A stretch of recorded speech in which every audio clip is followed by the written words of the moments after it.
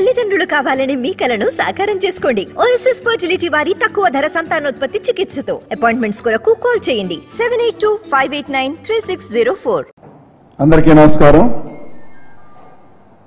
ఈ రోజున చంద్రబాబు నాయుడు పర్చూరు నియోజకవర్గంలో తన పార్టీకి సంబంధించిన ఒక మీటింగ్ పెట్టి ఇష్టానుసారంగా అంటే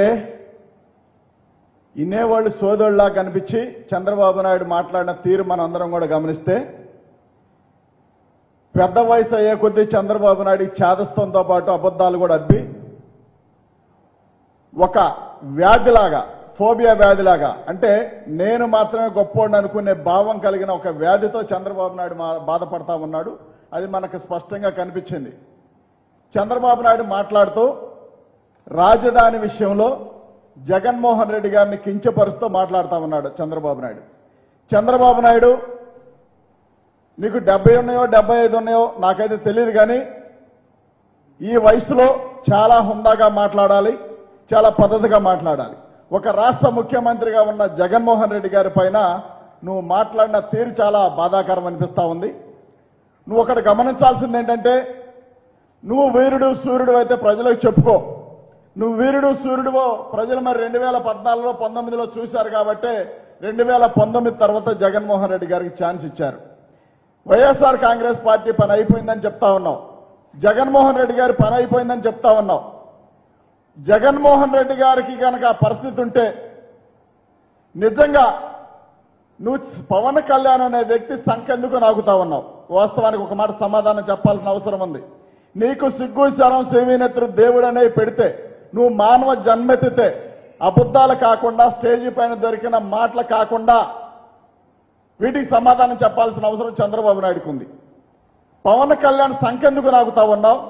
తగుదనమ్మా అని చెప్పి ఈ మధ్యకాలంలో ఢిల్లీకి వెళ్ళి 2 రోజుల పాటు ఢిల్లీలో అమిత్ షా గుమ్మం కాడ పడిగాపులు కాసి అక్కడ ఎందుకు పడుకొని దోమల చేత కొట్టించుకొని మళ్ళీ ఏమీ తెలియనట్టుగా ఏపీకి వచ్చి ఇప్పటి వరకు ఢిల్లీ ఎందుకు వెళ్ళావు, బీజేపీ నేతలతో ఏం మాట్లాడావు అని చెప్పే దమ్ము నీకు లేక ఓడిపోయే స్థితిలో ఉండి సావుదల కాళ్ళు సాసుకొని కూర్చోనండి నీ పార్టీని వెంటిలేటర్ నుంచి కూడా పీకేస్తే ఇవాళ చచ్చిపోయే పరిస్థితిలో ఉందని చెప్పి నువ్వు చేసుకున్న సర్వేల్లో వైఎస్ఆర్ కాంగ్రెస్ పార్టీ ప్రభంజన చూసి నీకు పవన్ కళ్యాణ్ సరిపోక మళ్లీ ఢిల్లీకి వెళ్లి బీజేపీ సంఖ నాగుతా ఉన్నావు. ఈ వయసు వచ్చింది, ఏనాడైనా 10 మందితో కలిసి కాకుండా సింగిల్ గా ఎలక్షన్ ఎదుర్కొన్న సందర్భాలు చంద్రబాబు నాయుడుకి ఉన్నాయంటే ఏనాడు లేకపోగా చంద్రబాబు నాయుడు ఎప్పుడు చూసినా కానీ ఎవడో ఒకటి సంఖ్యకి తిరుగుతాడు, ఎవడో ఒకటి సంఖ్య నాకి వాళ్ళ కాళ్ళు పట్టుకొని ప్రాధేయపడి ముఖ్యమంత్రిగా అవుతా ఉంటాడు చంద్రబాబు నాయుడు.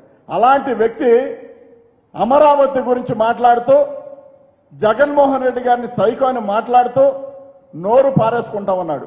ఒక్క మాట చెప్పు చంద్రబాబు నాయుడు, పచ్చట పొలాలు 3 పంటలు పండే పొలాలు సర్వనాశనం చేసి రైతులను భయభ్రాంతులకు గురి చేసి వాళ్ళ మోసం చేసి తుపాకీలు ఎక్కుపెట్టి వాళ్ళ దగ్గర భూమి సేకరించింది నువ్వా కాదా? నీ మనవడి మీద ప్రమాణం చేసి చెప్పు, లేదా ఆఫ్నాలెడ్జున్న నీ కొడుకు మీద ప్రమాణం చేసి చెప్పు, నేను చేస్తా, నేను సిద్ధం. బలవంతంగా భూసేకరణ చేయలేదు అని చెప్పి నువ్వు చెప్పగలవా? నేను చెప్తా.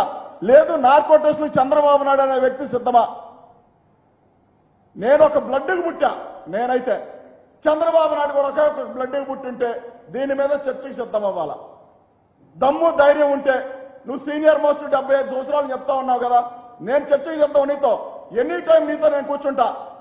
నువ్వు అంతలా వీరుడు అయితే సూర్యుడు అయితే నాతో చర్చ కూర్చో. రాజధాని విషయంలో నువ్వేం చేసావో నేను చెప్తా. రాజధాని విషయంలో జగన్మోహన్ రెడ్డి గారిని నువ్వు మాట్లాడుతున్న తీరేంటే నీ వయసు అంతా? నువ్వు హైదరాబాద్ను డెవలప్ చేశానని చెప్తా ఉన్నావు. హైదరాబాద్ లో నువ్వు ఉన్నప్పుడు మరి ఆంధ్రప్రదేశ్ లో కూడా డెవలప్ చేయాలని ఎందుకు ఆలోచించలేదు? ఆంధ్రప్రదేశ్ ఎందుకు వదిలేశావు? హైదరాబాద్ నువ్వు అంత డెవలప్ చేసిన మగాడు అయితే నువ్వు అక్కడ ఎలక్షన్ లో పోటీ చేయకుండా విరమించుకొని ఎందుకు పారిపోయి ఇక్కడికి వచ్చావు?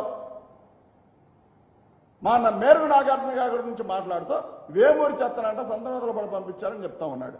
వాస్తవం చెప్పు, చెత్త ఎవరైనా ఉండాలంటే ఈ రాష్ట్రానికి నువ్వు, పవన్ కళ్యాణ్, పురంధరేశ్వరి గారు, ఏబిఎన్ రాధాకృష్ణ, టీవీ5 వాళ్ళు వీళ్ళందరూ చెత్త కాబట్టేగా ఆయన హైదరాబాద్ లో చెల్లక ఏపీకి వచ్చి పెత్తనం చేయాలని చూస్తా ఉన్నారు.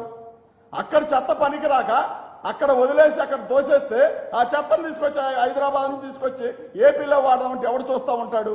మీరు అవసరం లేదనే కదా 2019లో జగన్మోహన్ రెడ్డి గారికి అవకాశం కల్పించింది.